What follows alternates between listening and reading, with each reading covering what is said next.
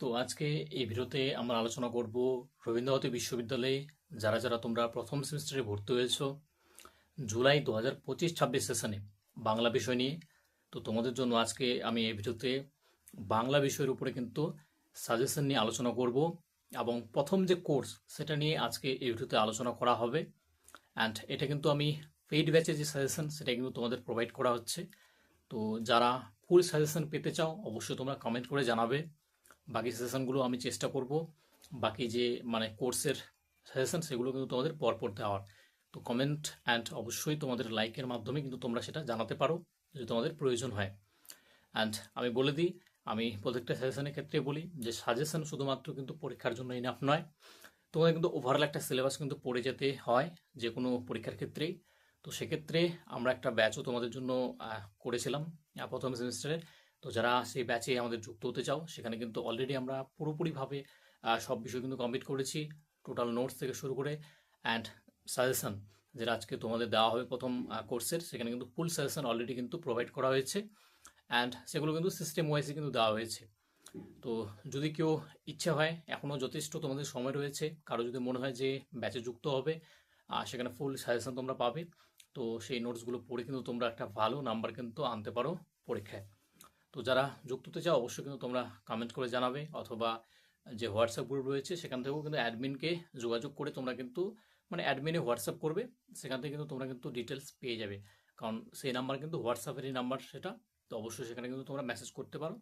তো আজকে আমি প্রথম কোর্স তোমাদের করাচ্ছি, তোমরা দেখে নাও প্রথম কোর্স।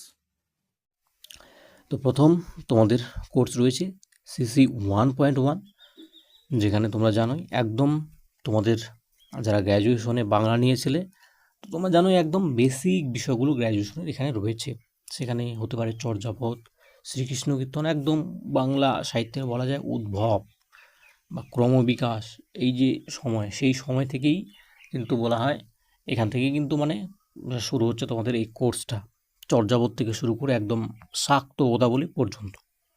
তো এখানে তোমাদের যে কোশ্চেনগুলো আমার মনে হচ্ছে এবারের জন্য ইম্পর্টেন্ট, তার মধ্যে হচ্ছে যেমন এই কোশ্চেনটা একটু ভালোভাবে তোমরা রেডি করবে, সেটা হচ্ছে কবি জয়দেব, এটা একটু ভুল হয়েছে, জয়দেবের কাব্য প্রতিভা আলোচনা করে বাংলা সাহিত্যে তার অন্তর্ভুক্তির কারণ বিশ্লেষণ করো।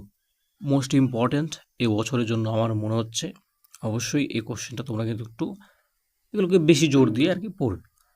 নেক্সট, চর্যাপদ, শ্রীকৃষ্ণ কীর্তন, এই দুটোরই সমাজচিত্র অবশ্যই তোমরা একটু দেখে রাখবে, এবং বাংলা সাহিত্যে চর্যাপদের গুরুত্ব কতখানি, ভাষার দিক থেকে হোক বা যে কোনো দিক থেকে হতে পারে, শ্রীকৃষ্ণ কীর্তনেরও বা গুরুত্ব কতখানি, সেই বিষয়গুলো একটু অবশ্যই দেখে রাখবে, ঠিক আছে।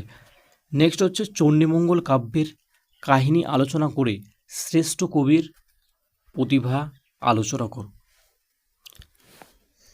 নেক্সট এখান থেকে আরও করবে, যেমন হচ্ছে মঙ্গল কাব্য থেকে করবে শিবায়নকে, আমরা মঙ্গল কাব্য কিন্তু জেনারেলি বলি না, শিবায়নকে ডিরেক্টলি শিবায়ন বলা হয়। যেমন দেখো, চণ্ডীমঙ্গলকে চণ্ডীমঙ্গল বলা হচ্ছে, মনসা মঙ্গলকে মনসা মঙ্গল বলা হচ্ছে, কিন্তু শিবায়নকে কিন্তু ডিরেক্ট শিবায়ন হিসেবে ডাকছি, আলাদাভাবে কিন্তু মঙ্গল কাব্য বলছে না।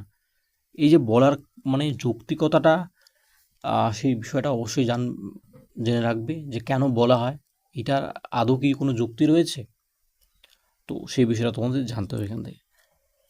নেক্সট এই পার্ট থেকে তোমরা রোমান্টিক প্রণয় কাব্যের কবি তোমরা জানো সৈয়দ আলাওল এবং হচ্ছে দৌলত কাজী, সতী ময়না থেকে শুরু করে তারপরে আরও অনেক এখানে কাব্য রয়েছে।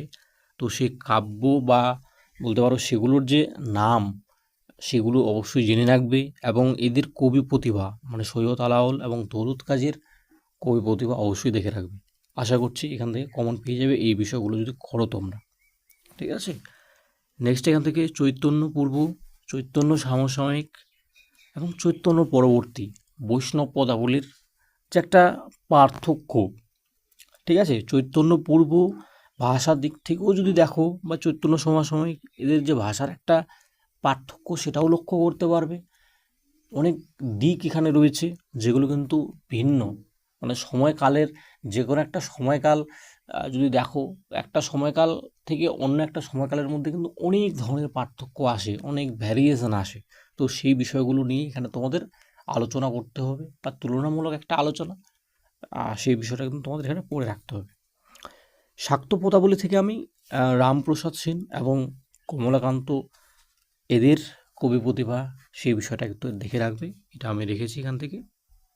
তো এই ছিল হচ্ছে তোমাদের হচ্ছে প্রথম বলতে পারো পেপার বা সিসি 1.1 পেপারের ইম্পর্টেন্ট কোশ্চেন্স তোমাদের 2025-26 সেশনের জন্য।